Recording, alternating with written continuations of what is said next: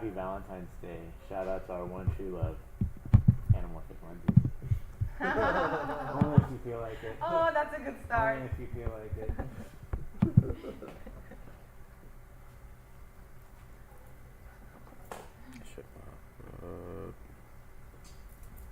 Yeah, there we go. Alright, we're good. All good. Alright, it's going live there. Okay. Point at you. Okay. Hey everyone, this is E-Hall with Atlas Lens Co. Yeah, today we're professing our true love for our one true love, Anamorphic lenses. So carrying on from last week, we had some questions about 2 times anamorphic versus 1 times anamorphic. So we wanted to demonstrate the look live today. And while we're doing so, let us know if you have any questions. Yeah, we'll answer as we go. So first off, we're starting on the Alexa Mini LF. We have the 72 Mercury 1.5 squeeze. And I forget where we're at. It's About 4.5 feet away. okay. And you're at a 2.8. So we're just going to demonstrate just some of the differences in yeah, the lenses. So I guess one of the big concerns initially with people is with the lesser squeeze ratio. Are you still going to have the anamorphic look on the Mercury series? We have a whole patent pending new anamorphic focus system that really carries through heavy traditional anamorphic looks. So you can see we still have the elongated bokeh. One of the big differences, I think, and this comes down to the focusing system, is the breathing characteristics are a little different between the two. Raptor.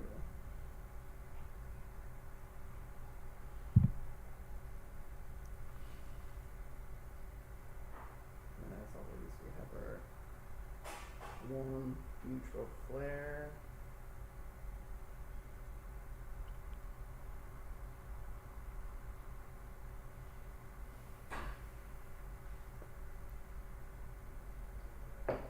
Magic of the Mercuries, I'd say one of the really cool things is in its flare characteristics.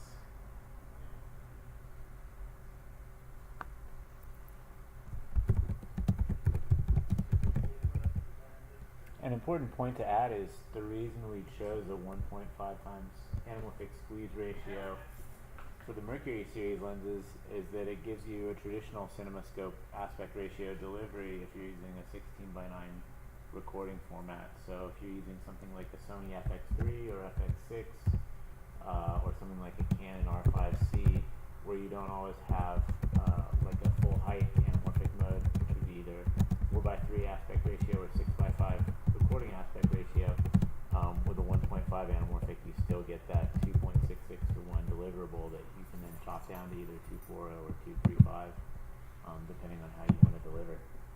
Okay. Thank you, Dan. Okay.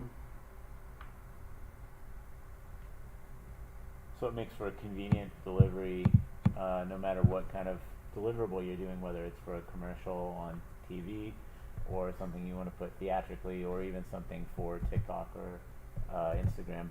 You have a lot of diverse options for delivery by using a 1.5 squeeze, whereas with a traditional 2 times squeeze with the Orion series, it's primarily focused around a 2.40, 2.66:1 delivery for cinemascope delivery, but you need to use a 4:3 or 6:5 recording if you don't want to cut down a lot of pixels on the side.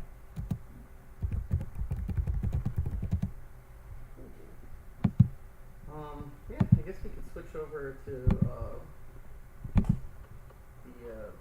we have a Sony Venice 1 with the 65 millimeter Orion. This is a 2 times anamorphic. We're on a 1.4 expander, and we should be covering full sensor.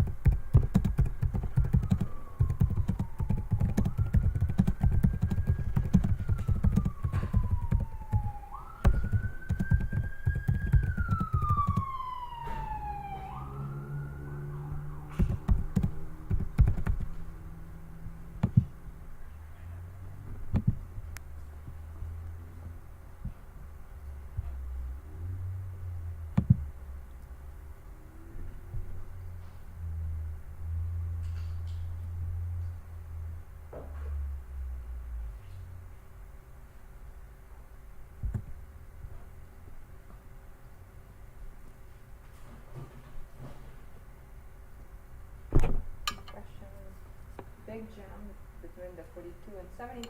When do you see a focal length that sits between the two? Between the 42 and the 72? Yeah. Yeah, so we have 3 more Mercury lenses that we're going to be officially announcing during this year, which are the 54, the 95, and the 138. So the 54 would sit really nicely in between the 42 and the 72.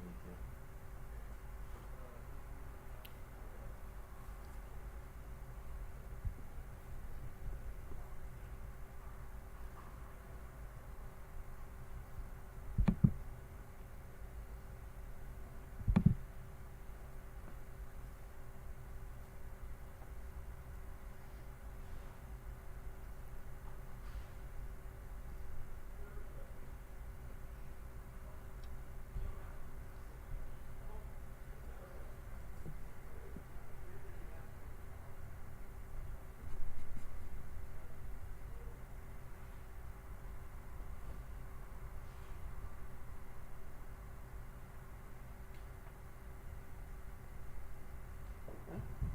And then I guess we could switch over to the red Raptor, which is the 80 millimeter, and I forget what coverage run on this, but it should be closer to Super 35. Yeah, we're in 7K 6x5. I could go up to 8K 6x5 Okay. just to show how well that covers. Someone's asking if Mercury wide angle cams are 22. Yeah, the thing about Mercury is that with a 36 you have a horizontal effective focal length of 24, so it's already quite wide whether you're on a full frame sensor or a Super 35 sensor. But we would put the question back to you if you could have a 7th Mercury focal length lens, what lens would you like to see?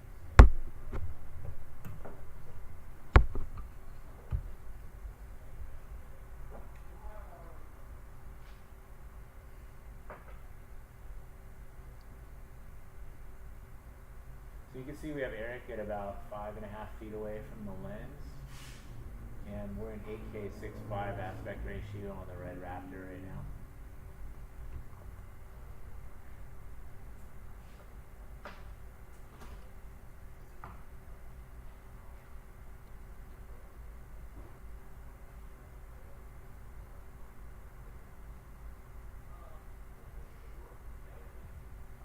And a quick shout out to Hollyland for letting us use these awesome mics that you're hearing us through. They really sound good, and we're excited to be doing a little event with them, sort of a post-Valentine's Day bash over at Film Tools here in Los Angeles, California. So if you're anywhere near the LA area, or you think you might be passing through, stop by Film Tools tomorrow and say hi, check out some of the cool Hollyland audio and video systems, check out some Atlas lenses, and come see some of the other great things that Film Tools has to offer, like the different red cameras, red Raptor, red Komodo, Raptor XL, and I believe there's others on here showing too tomorrow. Does anyone remember? A lot going on for me, so it's hard for me to remember all that stuff.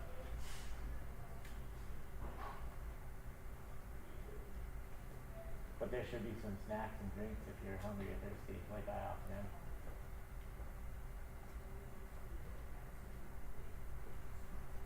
Yeah, so I guess at this point, does anyone have any questions between the suites or any general questions?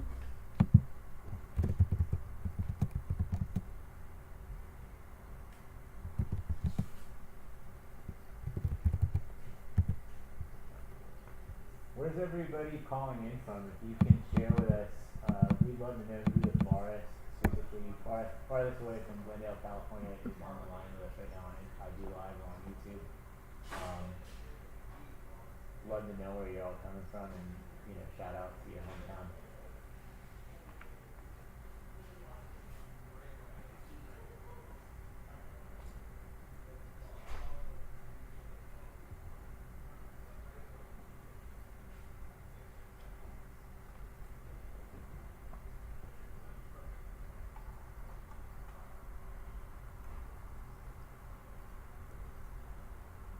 So technical question.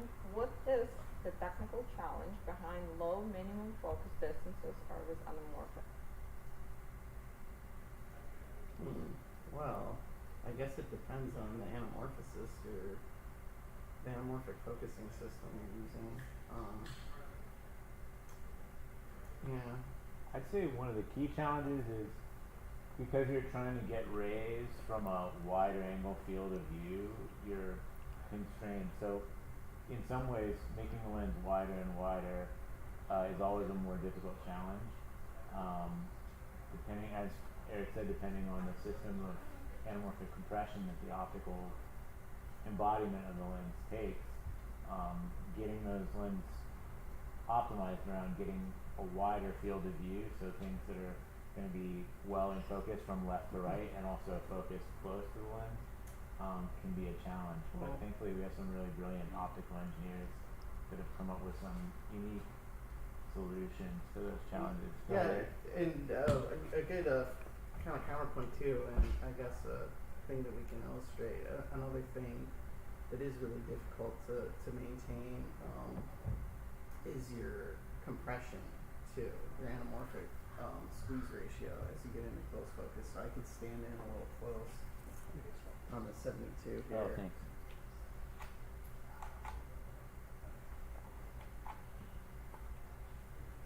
So you can get an idea. And this is something Dan talks about this a lot in his anamorphic talks. This is something that vintage anamorphics really struggled with like the Bosch and Mom CinemaScope lenses would actually have different squeeze ratios, and it's always really a concern you want to look for in anamorphic lenses. And you're welcome to come even closer. Closer. So we're on the 72. And just fade back a little bit that way, a little to your right, a little bit to your left. I'm sorry. Yeah, there we go. There we go. So we're at a 3 foot distance right now from the sensor.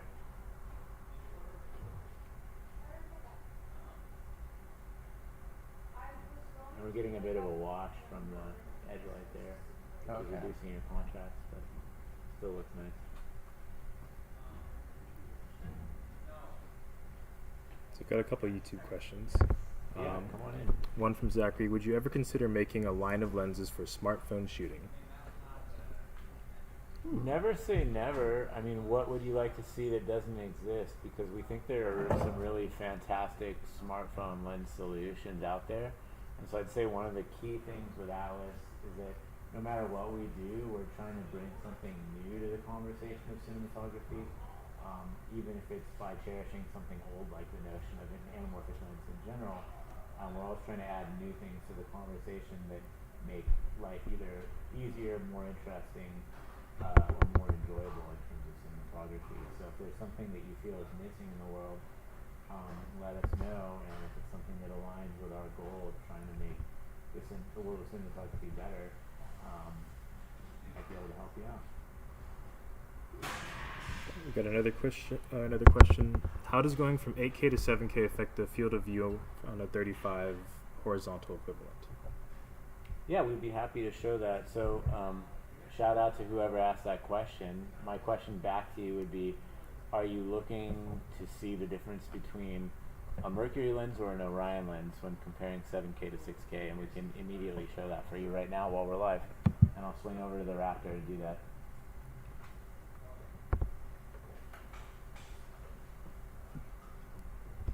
Hopefully they heard my question, my answer. My question is their answer. Also, Jonathan is calling in from, or joining us from South Africa. Oh, nice. Hey, Yeah. Jonathan, shout out South Africa.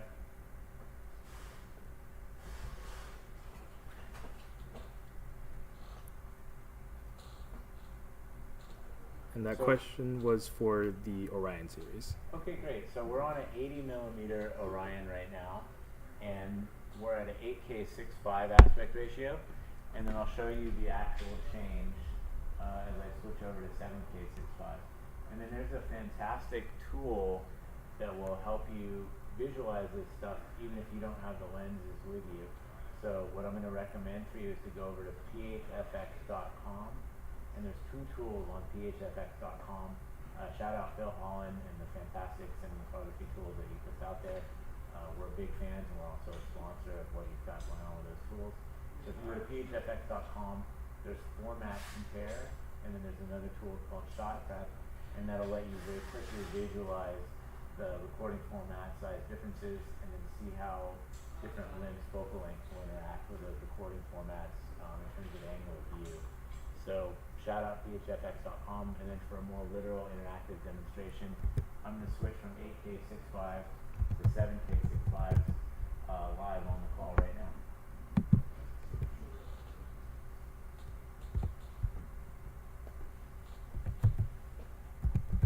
Okay, here we go. And this is with the 80mm lens. If there's another Orion series lens you'd like to see, we'd be happy to put that up for you. Yeah, we have the full lineup out right now, including the 21 and 25s.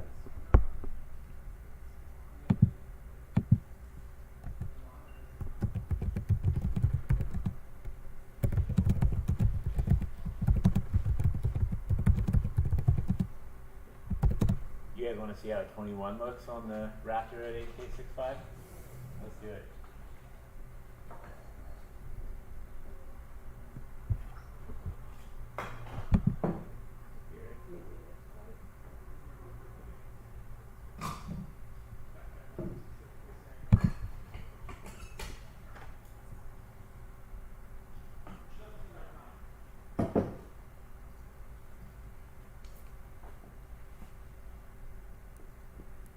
We have 2 requests for the 40mm next. Great. Come on up close. So one of the coolest things about some of the Orion series lenses, especially our wider angles, is that we are able to do really good close focus. So Eric is right around 20 inches from the sensor right now. So really right up in there. And then I could do a 2-shot where I'll be over Eric's shoulder. And literally I'm like within, I mean, Eric can smell how bad my breath is right now. That's how close we are. But it looks like I'm like way back. So that's one of the coolest things about the Orions, and especially our extremely wide 21mm, the sense of perspective that it creates. I feel like we're making a music video with Rick Rubin right now. So shout out Rick Rubin, and thanks to whoever got me that book. Somebody sent me the Rick Rubin book recently. That was such a cool surprise gift. I don't know who you are, but thank you whoever sent that. And we'll switch to 8K 6.5 just to show where this lens may be vignette for you.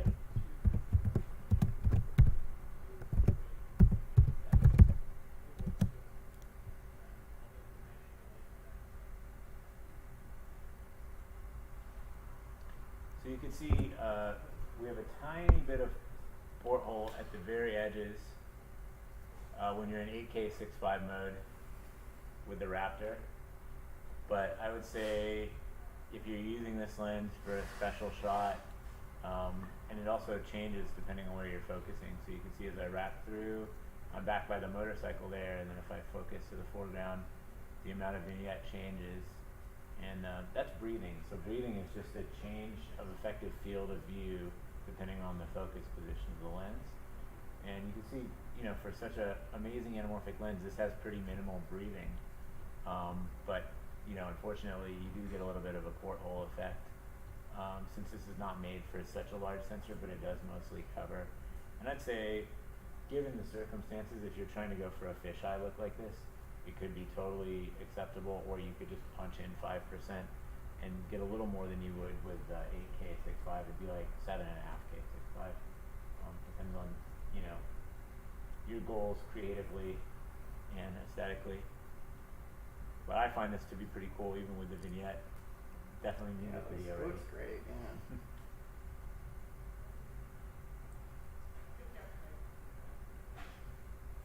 Okay, and I think we wanted to see the 40 next, right? 40. Yes, the 40. Awesome.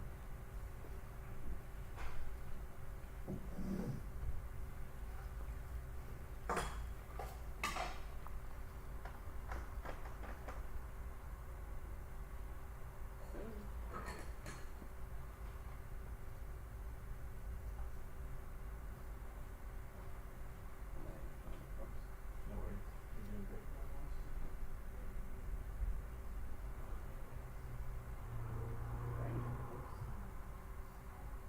Yeah, so we're at about 2 feet 6 inches right now to Eric.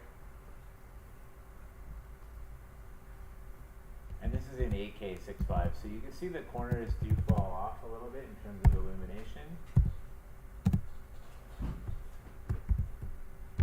And I'll go to 7K 6.5 so you can see how that's just completely illuminated. But this is a great, this is a great format if you're trying to deliver 8K 16:9, for instance. You can totally get away with this.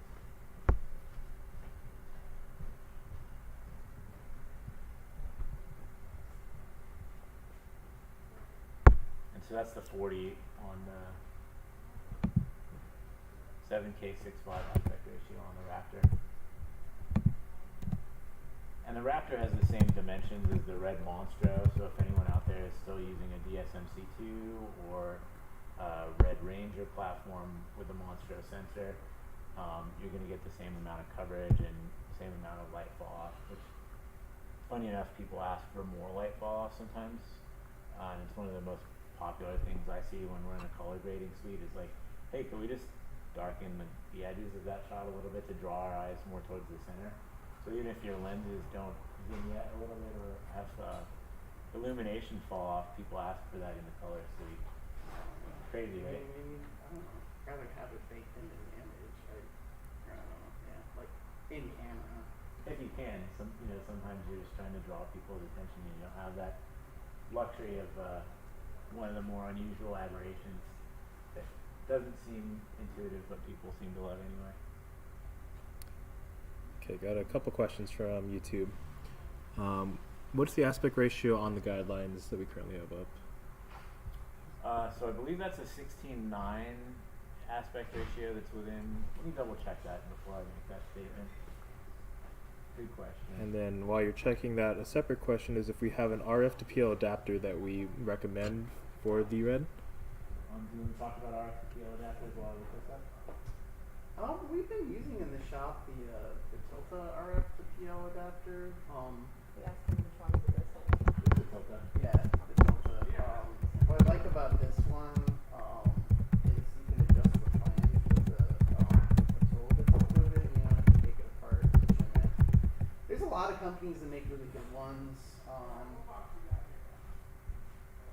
But yeah, the Tilta is what we have in the shop. We partner with them a lot, and we have a lot of their stuff, and I've been really happy with it. It also bolts into the camera, which gives a lot more stability. I think that's kind of something you should look for. And as with any like lens adapters or camera accessories, you kind of get what you pay for. So that's something to keep in mind when you're looking at them. But always get something that's adjustable.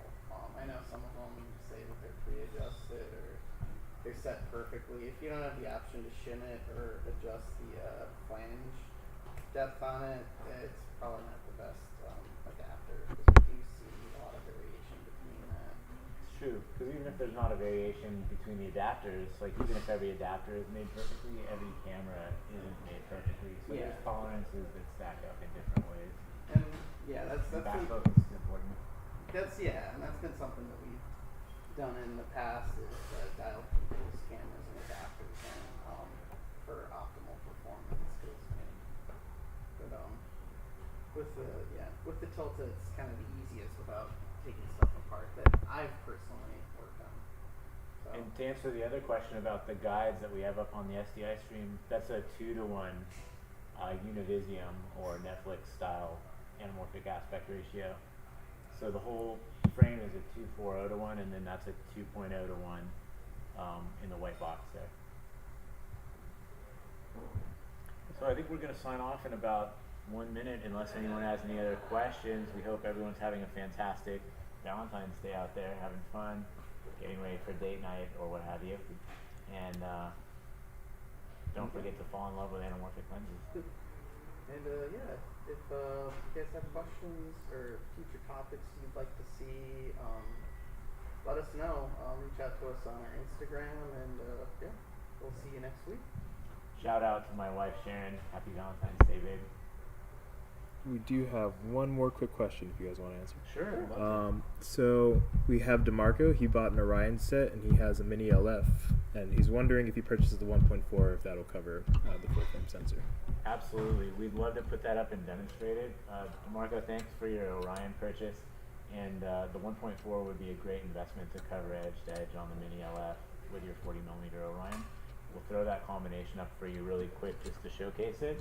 And then we're going to wish everyone a lovely afternoon, evening, day, wherever you are in the world.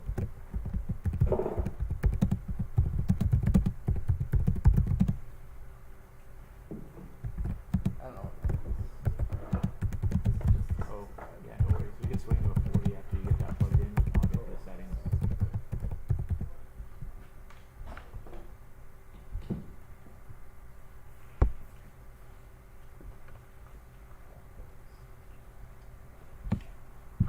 Feed's going to go out for a second.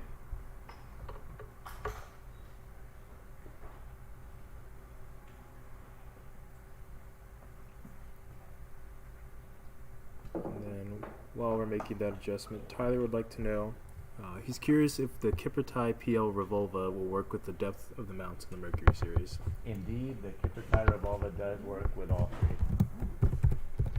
Wonderful.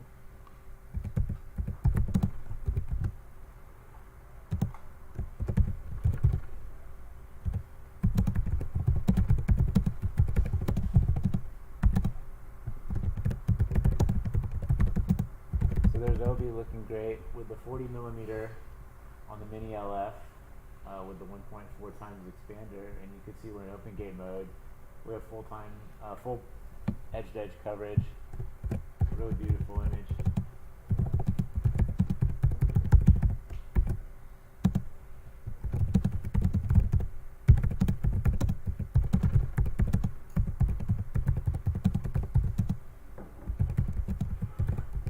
And another cool thing is you don't lose close focus if you're doing this. So if one of you doesn't mind coming around, you can come to minimum focus and showcase how great that looks.